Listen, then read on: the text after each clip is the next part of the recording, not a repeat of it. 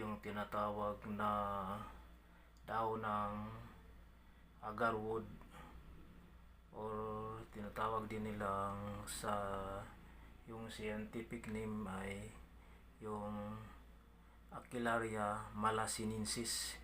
Ito yung dahon niya na pinakamahal na yung kahoy sa buong mundo.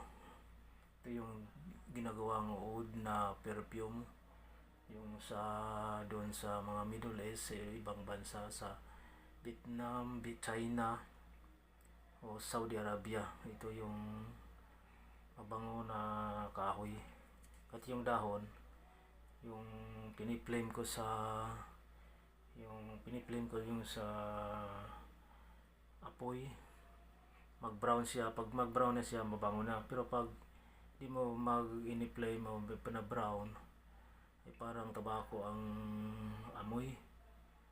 O parang yung tabako talaga. Pero kung flame yun sa yung sa apoy, mag-brown lang siya, ay mabango na.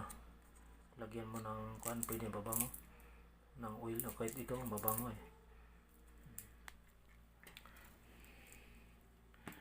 ito.